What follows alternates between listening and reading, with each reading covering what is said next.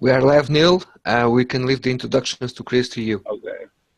Okay. Hello and welcome to AXSchat. Today we are truly international. I'm doing this from the back of a cab on my way into Munich. So welcome to AXSchat. Welcome, Chris, Lona. Chris is a long-time friend of AXSchat and been joining us every Tuesday. Delighted to have you with us. Bring a different perspective to design and accessibility, so it's really good to have you here. I'm going to drop off shortly because I think my signal's going to go, and I may also get a new record for the world's highest data tariff bill. So thank you for joining us. I will leave you in the capable hands of Deborah and Antonio, and I look forward to joining you on Twitter tomorrow night. Thank you, thanks Neil. a lot, Neil. I'll go ahead and give you a little background. Okay. Yeah. So Chris, let's say, can you tell us a little bit about your journey in accessibility? How you started and what moves you today?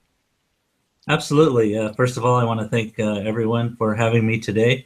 It's a great opportunity, and I'm very appreciative. My journey started with a brain tumor. I was in a 5-year program for architecture, and I started having double vision in my last year, my senior year of architecture. Turned out I had a brain tumor, so they irradiated the brain tumor, but the brain tumor left me with double vision. And then I got a myasthenia gravis, autoimmune condition. I believe one of your other guests also mentioned Jessica Germano, I think her name was. Anyway, yep. So here I am, getting spinal taps and radiation, and my colleagues are out interning in architecture. So I'm wondering what my career track is going to be. And so I took 5 years of design training and applied it to graphic design, logos, collateral, the whole bit. And then I started doing multimedia for the web. And I was targeting luxury, and I was at a networking event, and someone was there and saw the work and really liked it. And they said, you know what, this complies with Section 508. And I said, Section what? And then I did a little investigation, and that was sort of the beginning of getting into accessibility, and sort of snowballed from there into creating better accessible digital experiences. So, and lastly, I have double vision. If I lift the eye patch, my other eye works, but I see 2 Antonios and 2 Deborahs. But I got to tell you, in the case of Deborah, it's a wonderful thing. Back to you. Chris, I have a question. Since you lifted your eye patch off, because when I see you, you always wear the patch on the same eye. Do you ever go back and forth between the different eyes? I'm just curious. Yes, I do, depending on the context. Okay. And longer distance, farther away is better with my right eye, and it varies. There's a fatigue level with myasthenia gravis, like any autoimmune condition. And so if one eye gets tired, I'll switch. And I get some funny looks when I'm driving, though, I'll tell you that much. I bet. It's very interesting. And it's very interesting that, once again, as your life unfolded, it made it very clear and apparent the direction that you should go in. If you're not going to be able to be a traditional architect, why can't you be an architect of a different way and help a lot of other people that are impacted at the same time? So that's a pretty powerful story. Yeah, thank you, Deborah. That's exactly right. It's Chris, in terms of technology in your home and the computer that you are using, do you have any techniques or any devices that facilitate your life, the way how you interact? In terms of assistive technology? Yes, assistive, yes, or sometimes not just assistive technology. Is there any sometimes normal resources that are already available on the computer that everybody has access to, that you are using in order to benefit your experience? Yes, I use a lot of the standard Adobe suite programs. Hopefully that answers your question. I use Macintosh Mini for my design work. I actually do use a screen reader from time to time to sort of augment my experience online. So sometimes I'll even look at captions. So hopefully that answers your question. Well, let me take his question a little bit further. So you say that you have eye fatigue, for example, and as somebody over a certain age, I have what's called dry eyes, and so I can really tell when I'm on my computer too long, and everything I do is technology, the same as you, Chris, and same as Antonio and Neil. And so there's some days that my eyes hurt so bad that I just have to lay down, and I take medicine for it, but it's sometimes I'll give you an example. The other day I went to the IAAP strategy meeting, and there was a lot of my really amazing friends there, and I'm in there. It's about 8:30 at night, and my eyes hurt me so bad that all I wanted to do was just go back to the hotel and lay down because my eyes hurt so bad, and they were really bloodshot and everything. And it's, in some ways, it feels small compared to other things, but when you're in pain, you're in pain. So are there things that you do to try to minimize the, because it must be harder for you, Chris, because you're seeing double, you're moving from eye to eye, things that can, that you do to try to minimize the, the exhaustion on your eyes and things like that? Yes, certain techniques. Mostly it's not working too hard, and resting when rest seems applicable. Sometimes it's not possible, right. Like in the case when you're at a convention or something, you're kind of, maybe committed to being there, and you can't really address all of the issues that are happening to you like at a convention. But I do take time out, and pretty good at self-regulating so that things don't get too extreme. Right, and I find that when I fly and I'm in dry conditions, it gets worse, of course, and I'm sure it's the same thing with you. It's always interesting that anything, whether you have walked the walk you've walked, or you're just walking the walk I'm walking, or all of us, I think taking the tips that we're learning to manage our health, it's always good to share these tips. But let's talk more about your work. And so I have known about your work and worked with you and actually endorsed your work for many years. You and I have known each other many, many years, and I was really glad when you started becoming a regular participant on AXSchat. And I know and admire that you have a different way of looking at the world.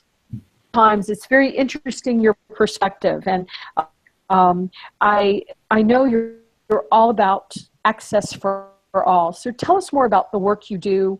And I know we're not making this a commercial, but the reason why I want to really dig in a little bit more into the work you do is because you're taking this from a different direction than many other people are taking, which is why I've always been fascinated by you. Thanks, Deborah, very much. Sure, I won't make it into a commercial. I'll just describe sort of the nuts and bolts. When I started investigating web accessibility and digital accessibility, I sort of noticed some things about it that I would like to improve. So I took it upon myself to think about it a little bit. I came to the conclusion that I wanted to more align with the ADA, where access for people with disabilities and others is integrated, built in from the ground up. And I thought, well, I can see if I can do that with my web design. And so I started investigating ways to include human narration, integrated captions, one-touch key controls, and a combination of media for the cognitively impaired. So for the visually impaired, there's human narration, and for the auditorially impaired, there's integrated captions. For the physically impaired, someone who can't use a mouse, or prefers to use the keyboard, there's one key press to navigate anywhere on the site. And for the cognitively challenged, like with ADD or dyslexia or any other host of invisible disabilities, such as they may be, there's a combination of media and choices. So if you want to see, if you're dyslexic and you're having trouble with the text, there's the audio to complement that. And the text is optional. You can close it or turn it off or show it. So I just thought that the ADA was a good model to emulate, because we've had 25, 26 years of it now, and it seems like a good way to go. Hopefully that answers your question. It does. It does. Let me turn it over to Antonio. I know he has a question. No, the way we use social networks to communicate. We have the devices all over us. Sometimes trying to distract us, and you have quite a strong passion to communicate for online communication. So when you are in your act of communicating, so from all the networks, which of them is the one that you are able to see that you get more engagement, and you feel that you get more rewarded by the way how the communication flows? In terms of social media, I guess I would have to say Twitter. And of course, my favorite chat is AXSchat. There's a commercial for you. Anyway, thank you. We'll take it. Yeah, I do have to say Twitter. I mean, in terms of accessibility, that's another issue.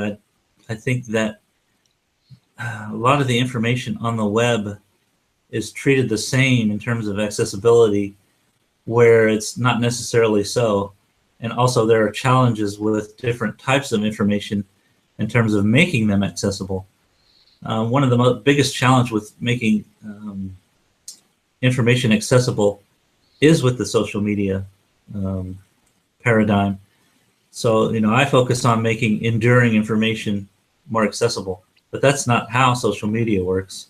It's interactive, real time, and there's a real challenge with making that accessible. So yeah, Antonio, hopefully that answers your question. My favorite social media platform is Twitter.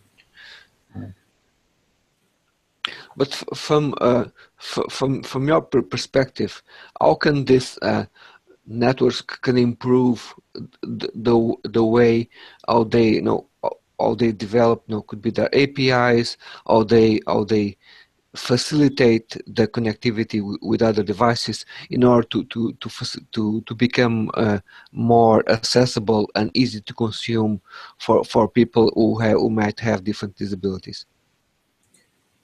I think the key is stepping back from technology for a moment and looking at access from a 360, 30,000 foot view, and integrating that study, that analysis, with the way and the desires real everyday people want to interact with whatever they're interacting with, and moving forward from there. Like I said, social media or interactive information is very different from, say, a trip to the Caribbean. And so I think that's the first place to start, is sort of with the humanity of the web. What is the humanity of the web? What do everyday people want to see, do, interact with? What do they want their experiences to be like? And then moving forward from there. Thankfully, there are already some standards in place that help us jump forward from there. There's WCAG and Section 508, and CVAA. Now even the ACA has some commentary, some regulations around web accessibility. So I think from a humanist side, that we need to think about how everyday people are going to, how their experiences are going to be the best they can possibly be. And so, Christopher, I know this is something that you really talk about a lot. And I know sometimes you get frustrated on our AXSchat and others about, us here in the United States always looking at this from a compliance lens. And I believe that we agree, the Americans with Disabilities Act, the Section 508 of the Rehabilitation Act, even the Convention on the Rights of Persons with Disabilities. These are all important conventions and laws, and we have all this litigation going on in the United States. I saw an article about, it was in August, that said that lawsuits are up 63% because of web accessibility issues. And we expect, and this came from a law firm, and we expect those numbers to rise dramatically. And that does not take into effect the lawsuits and the EEOC complaints and things that are happening for not including people with disabilities in the workforce, or not, hiring and retaining people with disabilities, or people as they acquire disabilities in the workforce. But so in the United States, of course, we're looking at this from legal, legislative, litigation, and compliance. But I've always been intrigued with your work because you consider those things, but you've always tried to look at it more broadly. And would it be fair for me to say more of universally designed, the client experience or the individual experience on the internet? Yes, that's fair to say, and I think that's a great assessment. Certainly, when I make my kids clean their room, they don't do as good a job. But if they take it upon themselves to to clean their room, somehow they do a better job. So I think the reason I mention that is because I think it applies to compliance. I mean, if the laws are written in such a way that the organization or the government can gain a return on investment, I mean, that is a powerful motivator versus to say, you have to do whatever. And so I think that part of my goal with the accessibility work that I do is to, first of all, create better accessible digital experiences that not only create a better experience for the visitor, but also, I don't want to say compliance, because you said, there's the whole legal issue, but align more fully with accessibility regulations. And I do happen to know from 2 sources at the U.S. Access Board that our work is Section 508 compliant. And so I think that coming at compliance from an incentive point of view, wherever possible, is going to be more effective than sort of a punishment sort of approach. Does that answer your question, Deborah? It does. And it's we've actually talked about this question before. I remember when we had Susanna from FunkNew on here, and she got into I adore her, and she got into a conversation with me about why does the U.S. always litigate, and I wound up writing a blog about that on Huffington Post. And one thing that I find, I'm not saying that all other countries should follow the way the U.S. does it, because God bless us, we complicate things. But the reality is, because of the efforts that were made with our legislation, with our litigation, and because so many, we're global, the world is global, and so businesses are global. So as these multinationals try to make it work here in the United States, we're actually seeing positive activities with accessibility happening all over the world. I know that Antonio has a comment, so I'm going to turn it over to him real quick. Because in reference to that, what we see is, in Scandinavian countries, there's a strong area of even from government, where government sometimes drives the digital agenda. That is then is going to be, and then business end up following the digital agenda that comes from government. So there's a very strong part of public policy that comes to be available, and it's quite easy for sometimes for people to get instructions even from government sites in order to help them with their efforts. Is that something now in relation to the United States? Is that something that is more driven for the private sector, where the representation or the act of having a sort of a public entity that somehow could support all those efforts is absent? What clarifications can you provide me in relation to that? Boy, that's a great question. You know, I really don't have the answer to that. I do think that I have looked at UK.gov and lots of government sites, and think that there's potential there for sort of the sort of work we do. Not for every section of the site, but I do think that, you know, government can, like you say, affect the private sector. But I'd like to see more, like I said, sort of 360, 30,000 foot view of accessibility, because what I see in terms of sort of best practices, and I don't want to get on Neil's naughty step here, but I'd like to see more integration of digital access.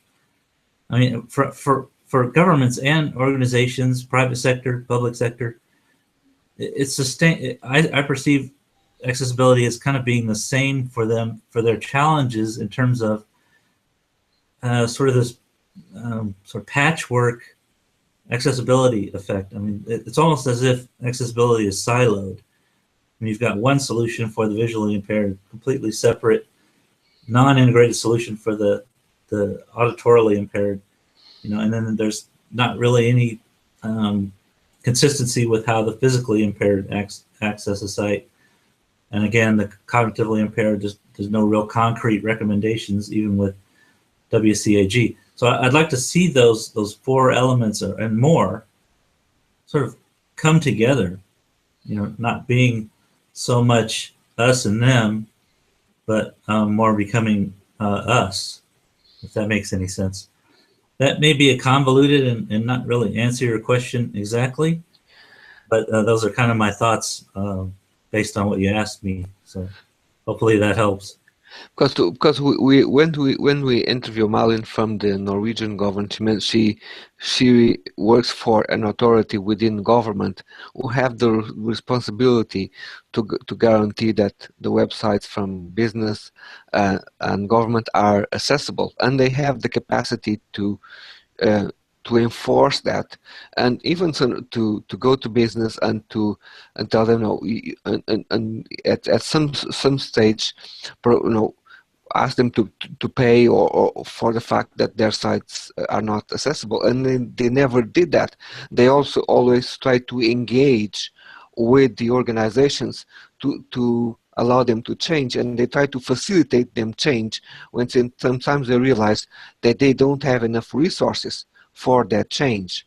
So you know, I know it's a different country, and the resources on every country are completely different, but it's just a way of looking at things from a society who has a different government structure and a different impact in government in terms of regulation. Right. I think the key again there is going to be what kind of an incentive can the government offer organizations versus saying, you know, we're going to punish you if you don't. So I think, again, you know, if there's some, I don't want to say carrot on a stick, but true motivation is going to beget true solutions, I think. Well, and I would say, and maybe I have my U.S. hat firmly on my head, but I don't think that's the answer. I do not think, and I just don't think government is going to be the answer for us finally having full access. I think that the economics are going to drive it. I was I was talking to a woman the other day, and I was talking about employment. And this woman has a child with Down syndrome. And she said, you know what we need to do, Deborah? We need to have the United States government create a rule and a law that says that all businesses, all corporations have to hire a certain number of people with intellectual disabilities in their workforce. And she said that will finally solve the employment problems we have for people with intellectual disabilities in the United States. What do you think of that? And I said, I think it's a terrible idea. She was shocked. Why? I said, because we have so many laws on our books right now. Right. There are laws all over the world that say websites have to be accessible. You have to hire a certain number of people. You have to do this. You have to do that. Government can try to incentivize, companies to do this. They have tried to incentivize. Countries all over the world have tried to incentivize this. The very most progress that we've seen, excuse my bad English, I think the progress that we see that is more sustainable is when a corporation really embraces, and let's do a shout out for a couple of good brands. TD Bank is an amazing corporation in Canada, but they're an international corporation. Barclays is another one. They're located in the United Kingdom, but they have offices all over the world. These two, coincidentally, banks, both have made a lot of efforts to make sure their products, their services, their solutions are fully accessible to their employees and to their clients. Well, don't think that the other banks that I didn't mention, many of them in the US, but also all over the world, don't notice that TD Bank and Barclays banks keep getting these accolades. So I'm not convinced that, the government definitely has a place to play, but I think economics need to play. And Chris, as an individual with a disability yourself, as I also have some visible disabilities, but I have family members, my daughter, my parents, my nephews. I have a lot of disabilities in my family. I think it is also to the consumers to say, I am going to bank with Barclays Bank. I'm going to bank with TD Bank because they are making sure that we are fully included, and they're making accessibility a priority. I think that we have to let economics run this, not just expect our government to put more laws on the books and incentivize us to do the right thing. We've got to let some of the economics drive it as too. And so when I talk to large crowds of people, I will say, if you are a person with a disability, or you have a family member impacted by disabilities, or you just care about this and you are not voting with your wallet and your pocketbook, then, and not only voting and making changes to those establishments, but telling them why you're doing it, blogging about it, putting it out on Twitter, but also the ones that you're leaving, you're telling them why you're leaving too. Society can make great changes by having our voices heard. So sorry to go off on a tangent, but I really believe that it is not just for the government to fix this. It's not just for W3C to fix this. This is not, we all have to fix this. And I think that's one reason why we wanted you on the show today, was because you looked at it and you said, okay, I don't think this is just a compliance issue. I don't think this is just a legislative issue. I think that we actually could get very creative and innovative with digital design and make sure that we're all engaged, we're all in having very good customer experience, client experience, right? That's what you've always done. You've been innovative with it. Thank you. Yes, I appreciate that. And I totally agree with you. I should probably clarify that I don't think that government incentivizing private organizations is the only solution. I think if they did more of it, it might help. But I do think that sort of in our work, you mentioned, well-known organizations providing better accessibility as a precedent for others to follow. And we're just finishing 2 projects for a national public-private partnership related to tourism and travel here in the United States. Their mission is to encourage travel from international destinations to the United States, and we've just done 2 projects, and the feedback, thank you, Deborah, of course, has been wonderful. And so those innovative precedents that people can see, organizations, government, everyday people, anyone can advance our cause, because you're trying to accommodate people, but sometimes people don't know what they want, and sometimes people don't know what they need. So if you show them a solution and that makes them go wow, gives them that wow moment, it resonates with them. And if it resonates with everyday people, it should resonate with um, organizations, corporations, and government. Say, look, this is working and people love it. How can we use it? And then I would say, well, if you integrate access, you're going to also save money. And then so they might take a look at that as well. So there are many aspects of the problem, or well, I'd rather say there are many aspects of the solution. Let me put it that way. Right, right. It's multidimensional for sure. So, and Chris, one thing that I see happening over and over again, when I had my company Tech Access, and this is what we did for a living, it was very discouraging to me sometimes, because we would work with these very large brands. We would help them, blend the accessibility into their policies and procedures and get their website looking really good, very accessible, and then you go back 6 months later and they're totally inaccessible again. How do we help these organizations stay accessible? I mean, getting accessible is very important, but staying accessible, I think, is really critical. And how have you taken, I know you're taking sort of a different direction than a lot of designers. How do we do that? How do you do that? What's the magic answer? I think part of the answer is culture.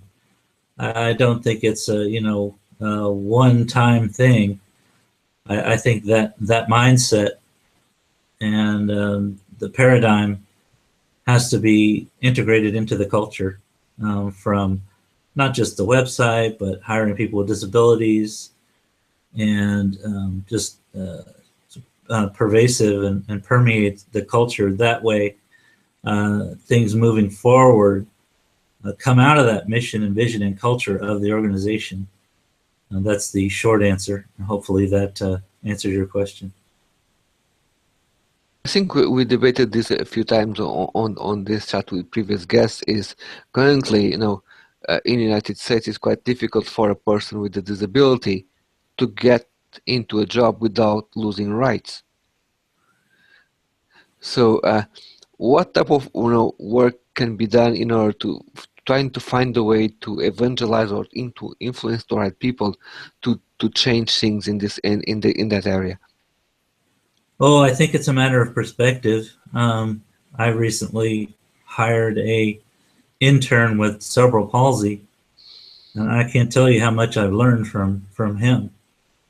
It's such a microcosm of kind of what we're talking about. I do think it's all about perspective and understanding. Wear an eye patch for a day and see how what that's like. And then provide the tools and access, environment, culture that they need to succeed, and also, of course, provide clear expectations of what you're going to expect of them. And, have a conversation. I think person to person, face to face conversations about the issues affecting whatever context you're in are only going to help your cause and your efforts. True. Go ahead, Antonio. Okay, so today we have you have mentioned to me in the past some of the work that you did with national parks.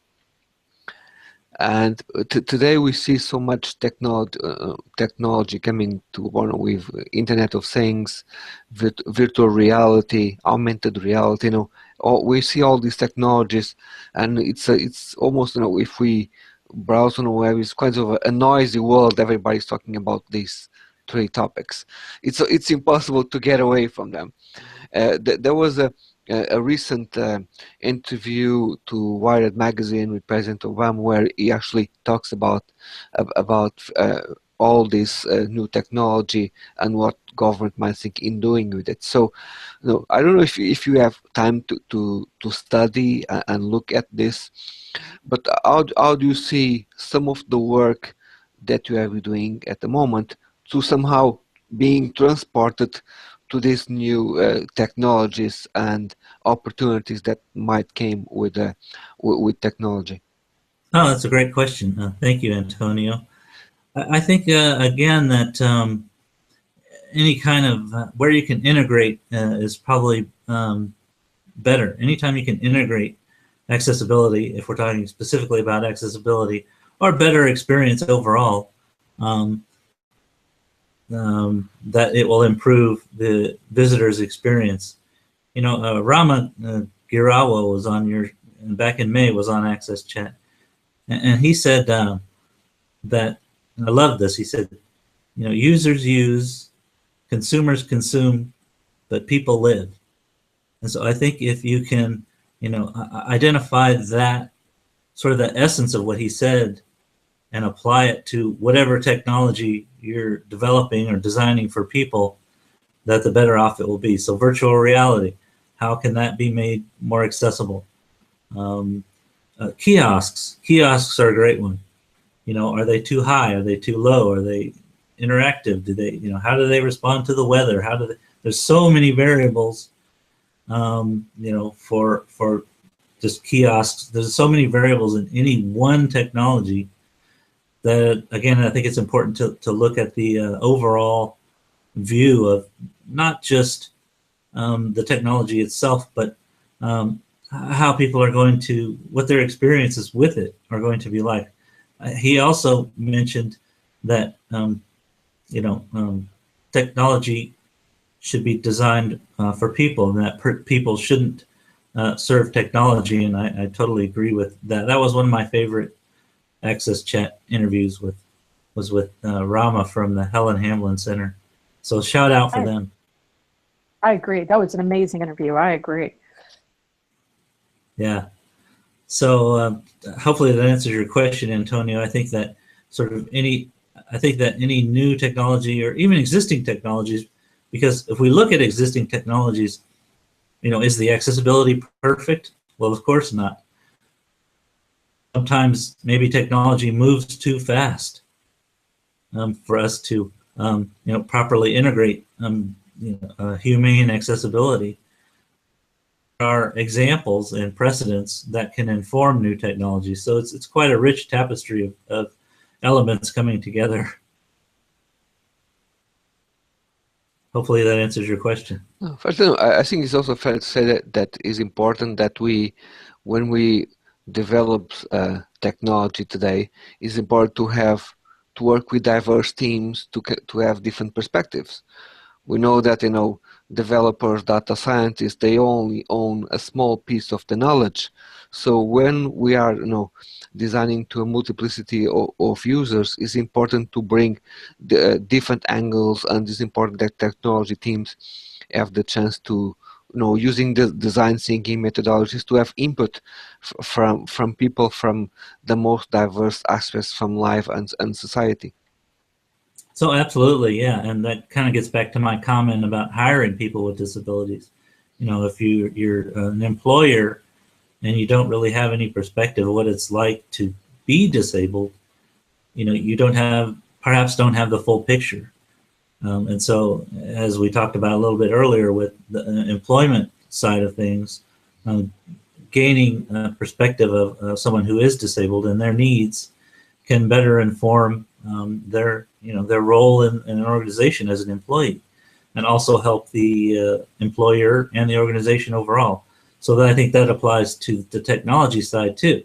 The more perspectives and knowledge and education you can get together, the better the results will be. So that's just sort of my 2 cents on the topic. That's a great point, though. And one thing that and I know that we're out of time, so I'm going to go ahead and summarize everything and close up the chat. But I think that's really a good point, because one thing I found is that often when I was training technologists on accessibility and, you know, customer experience, when I would bring in technologists that had visible disabilities, I remember this gentleman I worked with, we always called him Mr. Jaws, because he was one of the best screen reader users I'd ever seen, and he would sort of mess with me and the audience in that he could listen to his screen reader so fast that it was incomprehensible to me. And I remember one time in a class, he was listening to it, and it, in my ear, it sounded like gibberish. And I'm like, John, turn it down, make it slower. And so he slowed it down some, and he's like, and then it still sounded like gibberish. And I'm like, John, I still can't understand it. And he's like, do I need to slow it down more for you guys? And so it was really powerful, because it showed that he was so much stronger at this technology than the rest of us were. And the technologists that were in training, they got so much value out of watching him, you know, use their internet or not use their net. Their website. And I have always thought that something that should come out of accessibility, which is one reason why I wrote about it, is employment, because I believe that technology, that you should be hiring people with disabilities anyway, but I think there's a real opportunity to hire technologists with different disabilities, invisible and visible ones, to really make sure that you're experiencing, you know, what the customers need. And I'll give you an example with Disney. I'll do another brand name. One thing that I love about Disney, beyond, there's a lot of things I like about Disney, but Disney hires cast members that look like their guests. So they hire people that speak different languages. They hire people with disabilities. They hire people with different ethnic backgrounds. They hire people with different religions, because they want their cast, they don't call them employees, they're cast members, to look like their customers. Nope, not their customers, their guests, so that everyone can have the magical experience. It seems like we need to take that and apply it to what we're doing with design. And I perceive, Christopher, that's partially what you're doing. So let me give you, let us give you time to, make a final comment before we close, but you've been a very interesting guest, which I knew you would be. So over to you, Chris. Thank you. Thank you very much, Deborah and Antonio. I appreciate the opportunity for being here today very much. As you know, I'm a fervent supporter of AXSchat every week. And I'd just like to close with sort of a reflection on accessibility overall. I think that it's important at the end of the day to remember that the experiences of everyday people, those with disabilities, those without, in the digital space, in the physical world, is the most important thing. Understanding their perspectives, understanding and listening to their stories to inform how we make their experiences better. So we're doing our darndest, our best to always create better, accessible digital experiences for everyday people. And with that, I'll send it back to you. Well, we really, really appreciate you being on today, Christopher. I find that you're very innovative and very creative, very passionate about this topic. We are so grateful that you are part of the AXSchat community. We sometimes are surprised at the success of AXSchat. It's very grateful, though, but we couldn't have done it without members like you that are there every single week, are answering the question, taking the time to buffer your answers or schedule your answers or do it live. It can be intense, AXSchat, but we couldn't do it if we didn't have, community members and community leaders like you. So we're very grateful for you. So we're looking forward to the chat tomorrow, Christopher, and we will go ahead and close the interview for now. Thank you, Christopher. Thank you so much. Thank you. I hope I didn't end up on Neil's naughty step. We all end up there sometimes. Okay. Thank you. Thanks very Goodbye. much. Goodbye.